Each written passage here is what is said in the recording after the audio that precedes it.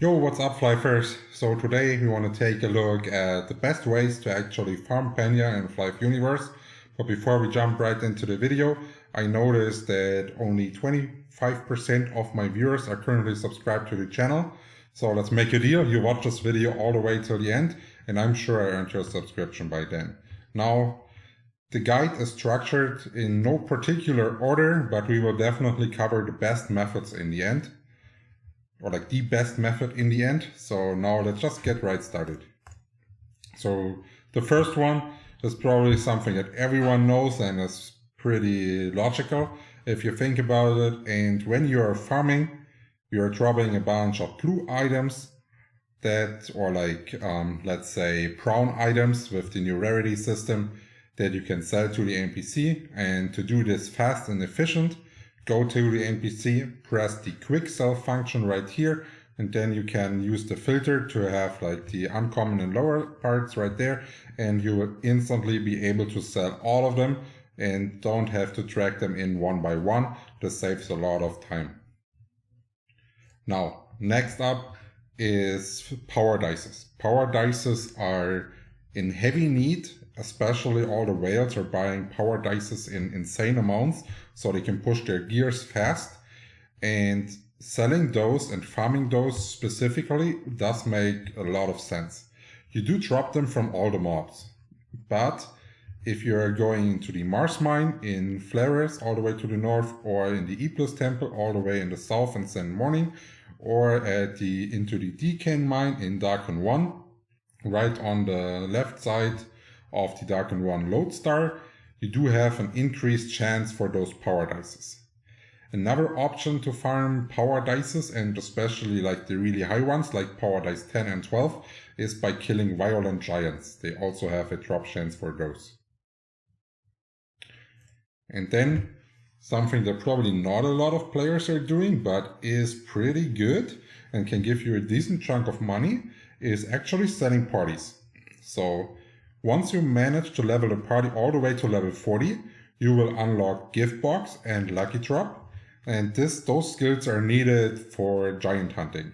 And we already did guides on giant hunting, so if you want to know why they're really needed for giant hunting, go watch those.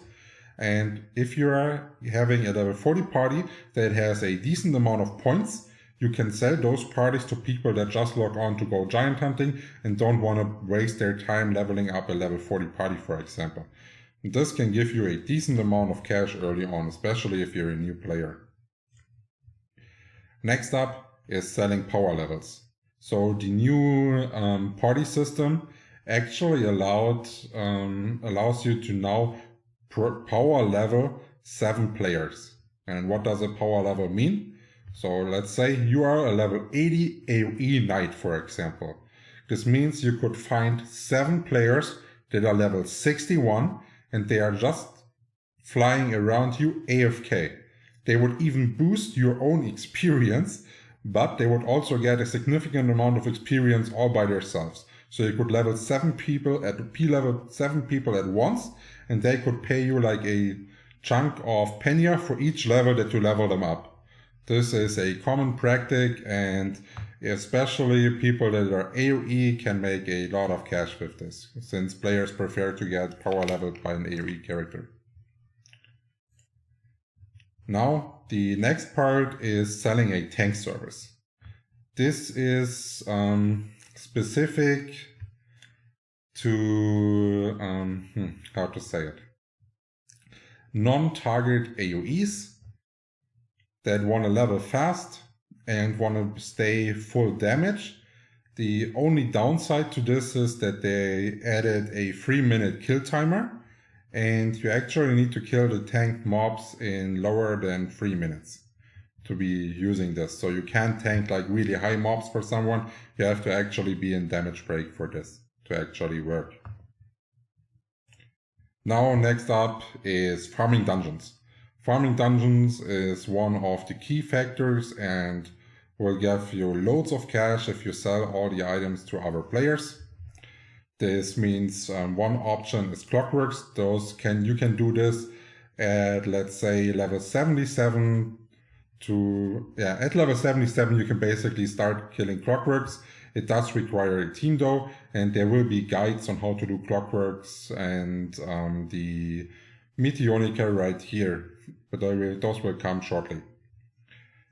The clockworks is dropping all kinds of jewelry that sells really good. It also drops some kind of NPC weapons that are sold for a high amount of price, like for example a treasure sword that is having 20% hit rate, and for a low level blade could use this instead of like a guardian weapon, for example, so he doesn't have to pay too much to get the hit rate via a set upgrade, for example. Now, to enter the clockworks, you need to do a quest and be in a guild, and then you find it in Darkon. There will also be a guide on how to actually enter the clockworks specifically. To fight the Meteonica, you need to be at around level 97 to 103. This would give you the best drop rate. And here you are dropping the mystical silver weapons, which are for let's say a lot of classes the best in slot PvP weapons. So those are worth a big chunk of money. And if you're one of the players that can farm those dungeons with your team, you will make insane amounts of cash. Now, one thing, like we said, you need to sell stuff to other players.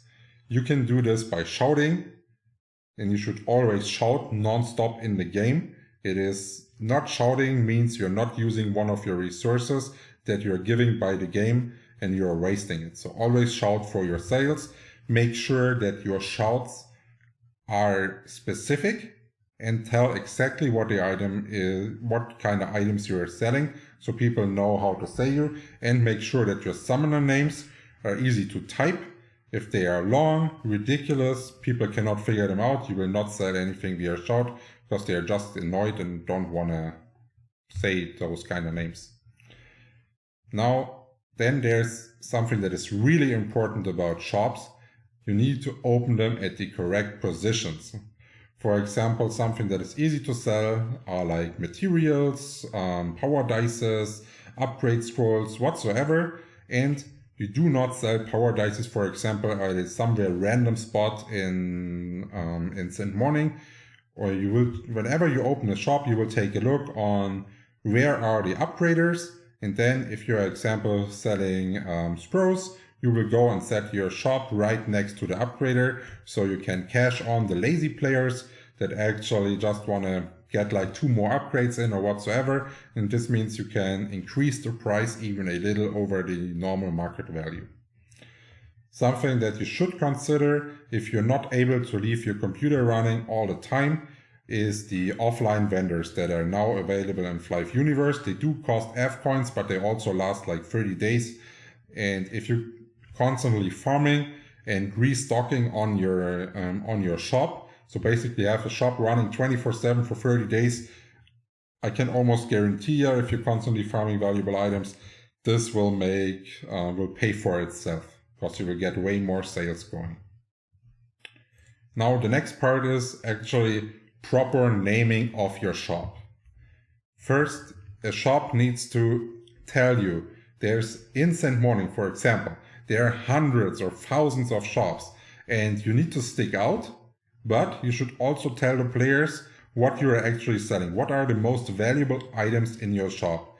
Because the players, they don't have time to go through 1,000 shops and look at all of them and compare all prices. They want to take a look at like, oh, I want Powerdices. Oh, okay, he's selling Powerdices. And then they go through like 15, 20, or maybe 30 shops to check the average price of the Powerdices. And then they will buy from one of the players that has Powerdice in their name and not from one shop that is like saying, oh, you're selling cheap items. Because usually people that say this, they are never cheap. They are usually rip-offs and think this is kind of working. And another mistake that you can do is not using English. It doesn't matter, like try to use the main language on the server you are playing, so most of the players can understand what you're actually talking about. This is really important. Even if you're not a native and you do not speak English, use Google Translator or whatsoever. Make sure you're using the language the most players on the server are able to understand. Now next up, this is for me the absolute most important part as a free-to-play player in any Flyff server basically, is reselling. If you master this, you do not need to cash a single cent. This is all you need to do, and you can basically get max gear just by doing this, not fighting a single mob ever if you have like a bit of starting cash, for example. Items that are really good for reselling are items that are in a high demand all the time. And items that are in a high demand all the time are 7% cards, like Volcano, Lightning, and at the early stages of a server, even Ocean cards. Those will drop in value really fast as soon as all the ASOL rupees are stacked, but for early, this is also a good item. Then there's a high demand on upgrading materials, especially since there's so many players on the server, and it is quite hard to farm them if you're in wrong time zones where there's always other players farming them and you can't reach like a nighttime, for example. Then the same goes for Powerdices. This is basically the same as the upgrade mats. People are in constant need of those dices. All the whales will basically buy them. They do not want to farm them. And you can get, you can buy like huge amounts for like a cheaper price, then resell it for a higher amount. And this is working really well, especially since people like to tend to sell high amounts for a cheaper price, so they get their cash fast and buy something else, upgrade their gear or whatsoever. Then the most, or like the least risk for reselling items is if you're actually reselling items that are from the cash shop.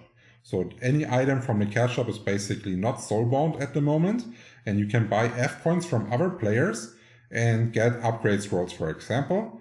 And then F coin prices are basically on any game, any cash shop currency is always rising. They're never dropping. It's really rare that they drop. So whatever you invest into F coin will go due to inflation, will give you an increase. So every you invest into a scroll is definitely an increase for your Penya count. And this doesn't include only upgrade scrolls, even though upgrade scrolls is the safest to do, especially since they are in constant needs, but all other cash shop items are also fine. The only thing you have to be careful here is when they are introducing events or bundles. So for example, it is common for Flyff that they introduce like a Spro bundle, where you can buy like maybe, let's say, just an example, 50 Spros and you're getting 10 for free. And if you bought 50 Spros normally, you then have to actually wait until your 50 Spros are worth 61 to actually make a benefit if they introduce a bundle. So you do have to be careful here and make sure that you check the news frequently. Now, the last thing you can spend your money on when you're reselling is high-end items, especially items with good awakes and max awakes. For example, I got lucky and dropped an Avalon shield with a 15% block rate that is perfect. And items like this sometimes get sold really cheap in shops because they do not know that this is the max awakening value or whatsoever. And if you're patient enough and you're buying high-end items that are good for PvP, PvP players will pay a shit ton of money for best in slot items. And this is basically all the way to level 120 until you get the Azure Shield, one of the best in slot items for like a Psykeeper or a Build Poster or whatsoever. And if you keep your eyes open on items like this, make sure to watch all guides about all classes so you know the need of every class and you know exactly what they are looking for. And this way you can benefit from the, let's say, from the bad knowledge of other players, because you are the one that is informed and knows exactly what the prices are. This is really important. And something else I do suggest, if you're into reselling, make a spreadsheet, write every price changes down, do it every day. And most importantly, check the different prices on channels. Channel 1 at the moment is by far the most expensive channel. You can, the values will differ from when this guide is released. But for example, like a couple days ago, you were able to buy Powerdice 8 for 200k on channel 3, for example, and then sell it for 350k on channel 1.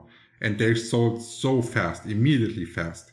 So this is ways how to make a lot of cash with reselling. And yeah, I hope that this information does help you guys and the video is not making this option deniable. Now, another thing that is, I was not sure at first if this is going to be a good source of income, but now that I realized how many players actually are in need of those items and that the respawn rate of the collectors is not that good, I do recommend farming collector materials. How to farm those materials is covered in the upgrade guide on the channel. If you want to know how, make sure to check out this guide. The only thing I do want to say here is if you're farming those, make sure that your collector is upgraded. And to upgrade this, you need to double click the Powerdice 8 and then click on the collector, and you can get it all the way to +5. And this will increase your collecting speed significantly. And if this is the way you're going to make income, you should definitely do this. This is also a great option that you can do while you're like semi-AFK or like at work or something like this, because you can just stay on your board on spawns where they're at. And once they're there, you can just get off your board, attack the catchers. They do not fight back, and do the sucking with your vacuum cleaner. So this is a pretty good semi-AFK spot that you can do, yeah, basically all day if you have access to your phone. Then the last part, and for me, at least like this reselling is probably the best. This is probably the second best, especially if a server is new. It is giant hunting. We did release guides on giant hunting for every part. So there's a Guardian guide, a Historic guide, an Angel guide, and an LG guide. I recommend watching those guides. They tell you exactly how to giant hunt. And the only thing, yeah, that's basically what we're going to cover here, is it is good.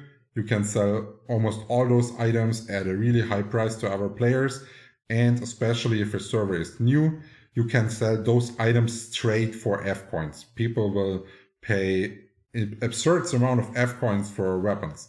Just making an example, Historic Wand on server start was somewhere between 12 to 15k F coins by a single drop that anyone can get. So this is basically the end word. If you liked the video, make sure to give it a thumbs up, and I hope I earned your subscription. And also we are streaming now almost daily on Twitch. So if you want to ask any questions, feel free to either leave a comment or join the Twitch chat, and we will figure it out and help you. Cheers, guys.